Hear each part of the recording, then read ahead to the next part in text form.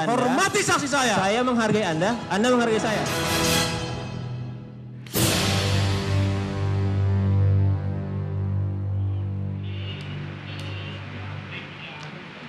Baik, pemirsa, kembali lagi di Breaking News. Kasus persidangan kasus kematian Iwayan Mirna Salihin dengan terdakwa Jessica Kumala Wongso. Sambil kita menunggu jalannya persidangan kembali digelar oleh Majelis Hakim, kita kembali melihat suasana di Gedung Pengadilan Negeri Jakarta Pusat. Pemirsa, sudah ada rekan Yul Fitri Nesa di sana yang akan dengan bersama narasumber, yaitu saksi ahli psikologi. Silahkan, Yufi. Ya baik, terima kasih Zaki dan juga pemirsa. Saat ini saya masih berada di depan Pengadilan Negeri Jakarta Pusat dan kita masih menunggu untuk jalannya sidang lanjutan. Tepatnya sidang ke-22 untuk kasus pembunuhan Iwayan Mirna Salihin dengan terdakwa tunggal Jessica Kumala Wongso yang tadi sempat diskors untuk istirahat pada jam setengah 1 siang tadi dan akan kembali dilanjutkan rencananya pada pukul 3 sore ini. Namun hingga saat ini waktu sudah menunjukkan lebih dari jam 3 sore, belum ada tanda-tanda bahwa sidang akan segera dimulai, namun kita sudah melihat adanya jaksa penuntut umum dan juga kuasa hukum dari pihak Jessica ini sudah datang ke Pengadilan Negeri Jakarta Pusat usai makan siang.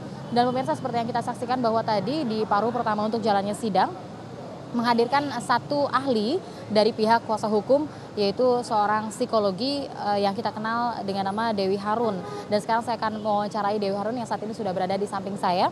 Selamat sore Bunda Dewi. Sore Mbak Yulfi. Terima kasih ya sudah hadir di sini. Kalau kita lihat tadi begitu ya, sudah memberikan keterangan seputar dengan pendapat begitu ya, pendapat Anda sebagai seorang ahli. Bunda Dewi mungkin bisa diceritakan begitu tadi pertama kali Anda menjadi seorang ahli di persidangan, apa bedanya ketika Anda memberikan workshop dan lain sebagainya? Ya, tentu saja ada tekanan ya, karena kita di bidang hukum.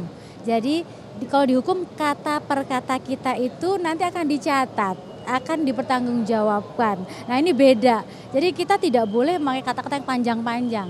Harus kata-kata yang singkat, jelas, dan kemudian kita akan nanti digiring, tanya oleh jaksa, dan di mana bahwa antara kita di psikologi dengan hukum itu adalah ilmu bahasa yang bertolak belakang. Di satu sisi kita tidak ada kepastian misalnya perilaku, satu sisi orang hukum menanyakan kepastian tentang hubungan antar perilaku kan sulit di situ. Nah ini mungkin yang perasaan pertama kali, tapi kalau saya sih saya pikir intinya kebenaran Mbak. Jadi saya menyampaikan apa yang saya yakini sebagai kebenaran dan sesuai dengan yang diajar metodologi yang ada itu aja. Baik, tadi cukup menarik ketika hukum ini merupakan sesuatu yang pasti ya atau tidak begitu ya, bisa atau tidak, atau terdapat atau tidak begitu salah satu contohnya. Tapi untuk psikologi tadi ini harus ada dilakukan observasi begitu yang panjang. Dalam kasus ini Anda melihat penanganan terhadap terdakwa Jessica Kumala Wongso oleh tim psikologi begitu dan juga tim psikiater yang sudah pernah mengobservasi Jessica sebelumnya, apakah itu sudah dilakukan dengan tepat jika Anda melihat data begitu yang sudah diperoleh? Saya merasa psikolognya tidak diberi ruang Mbak untuk lebih mengeksplor. Saya katakan tadi bahwa makanya terjadi, saya tidak menyalahkan, salah tidak ya, nggak menyalahkan. Soalnya kenapa ini sampai terjadi seperti ini, ada kebingungan ya kan, bahwa antara maksud dan ada tujuannya dengan hasil nggak sinkron. Berarti ada faktor-faktor yang mengaruhi sehingga akhirnya terjadi seperti itu. Saya merasa itu. Jadi sehingga kalau gini caranya kan harusnya kita katakan kepada penyidik atau apa bahwa Pak ini kita kurang waktu gitu, atau ini mau sebut seperti apa, simpul profiling kah, ataukah misalnya kesimpulan yang mirip seperti psikiatri tadi. Nah itu saya katakan tadi itu. Jadi bukan kita menyalahkan hasilnya tadi, makanya begitu saya ditanya mengenai isinya ya saya nggak usah jawab. Yang saya balikkan lagi bahwa metodologi ya, baik lagi kita kalau kita bermain salah benar penilaian kita sendiri itu akan bisa banyak jawabannya. Tapi kalau kita berpegang pada metodologi kita, ini benar nggak SOP dilakukan nggak seperti itu kan juga berarti kita ada kepastian Mbak. Sama-sama di konstruk yang sama itu. Baik, ini terkait dengan metode dan juga SOP begitu ya, apakah benar ini dilakukan atau tidak. Tapi tadi juga sempat Bunda katakan begitu ya bahwa saat ini untuk dari sisi psikologi forensik begitu masih menyusun sebuah acuan begitu. Nah untuk SOP dan juga metode, apakah ini memang sudah dibakukan untuk seorang ahli menggunakan metode dan juga SOP yang sama?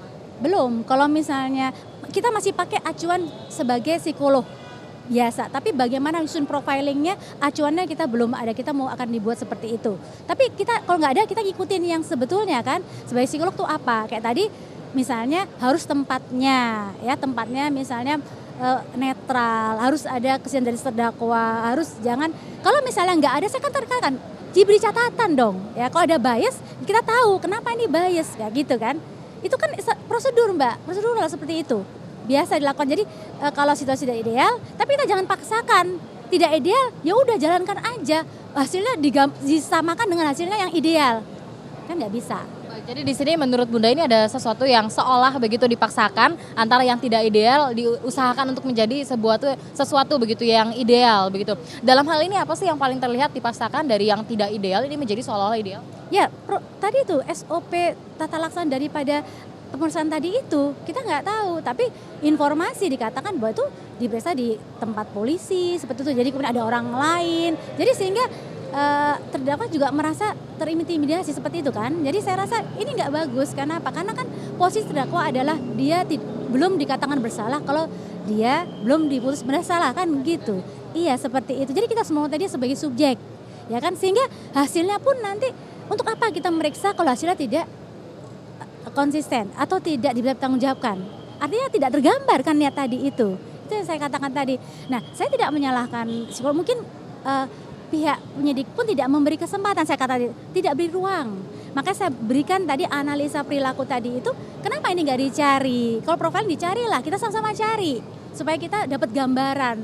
Jadi kita nggak jam conclusion aja dari misalnya orang misalnya punya masalah kejiwaan ini langsung dia membunuh. Semua everybody can do it, ya kan? Bisa, semua bisa. Nah, jadi tidak hanya yang berpotensi begitu ya.